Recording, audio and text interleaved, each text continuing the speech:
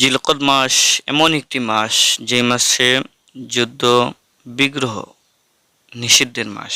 এটা হলো জিলকদ মাসের তাৎপর্য।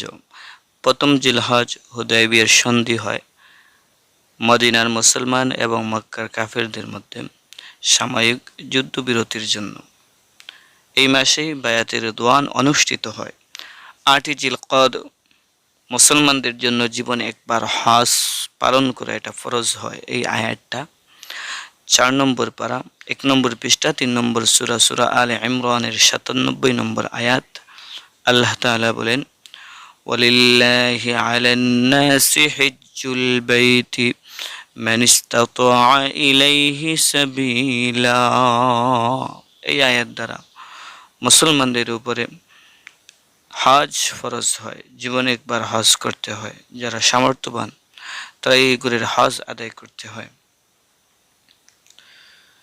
এবং এই জিলকদ মাসেই পর্দার বিধান নাজিল হয়, পর্দার আয়াতগুলা নাজিল হয়।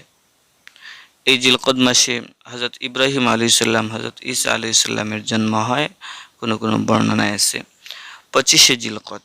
এবং এই 25শে জিলকদ পবিত্র কাবা শরীফ পৃথিবীতে প্রথম ভিত্তি স্থাপন হয় বলে জানা যায়। সপ্তম হিজরির জিলকদ মাসে প্রিয় নবী সাল্লাল্লাহু আলাইহি সাল্লাম প্রথম উমরা পালন করেন এবং সাহাবায়ে কেরামরা প্রথম হজ আদায় করেন। আল্লাহ রাসূল সাল্লাল্লাহু আলাইহি সাল্লাম এবং সাহাবায়ে কেরাম দ্বারা উমরা সম্পাদন করা হয় জিলকদ মাসে। জিলকদ মাসে আল্লাহ রাসূল সাল্লাল্লাহু আলাইহি সাল্লাম জীবনের সব উমরাগুলা পালন করেছিলেন। আর জিলকদ মাসের 13, 14, 15 তারিখ আইয়ামা বীজের রোজা, যেই রোজাগুলা রাসূল সাল্লাল্লাহু আলাইহি সাল্লাম জীবনেই ছাড়তেন না। হযরতে আদম আলাইহিস সালাম যে রোজাগুলো প্রথম ওনার উপরে ফরজ ছিল। এই জিলকদ মাসে ঐতিহাসিক খন্দকের যুদ্ধ অনুষ্ঠিত হয়। খন্দকের যুদ্ধকে আহজাবের যুদ্ধ বলা হয়। সূরা আহজাবে এই ঘটনা আছে, আল্লাহ তাআলা বর্ণনা করেছেন কোরআন মাজিদে। আর খন্দকের যুদ্ধের পরে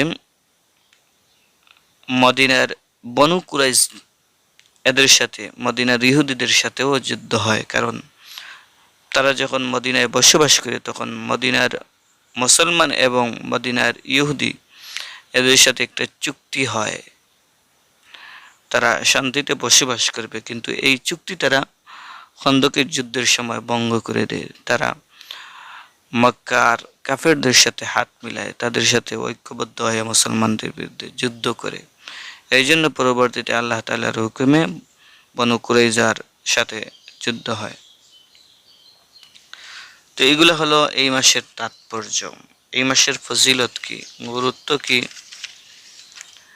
জিলকদ মাস আসলে গুরুত্বপূর্ণ একটি মাস বা একটি উত্তম মাস, শ্রেষ্ঠ মাস। এগুলো আমরা জানবো 10 নম্বর সূরা, 10 নম্বর পারা 11 নম্বর পৃষ্ঠা 9 নম্বর সূরা সূরা তাওবার 36 নম্বর আয়াত। আল্লাহ তাআলা বলেন, ইন্না ইদ্দাতাশ শুহুরি ইনদাল্লাহি 12 শাহরান ফি কিতাবিল্লাহি ইয়াওমা খালাকাস সামাওয়াতি ওয়াল আরদ।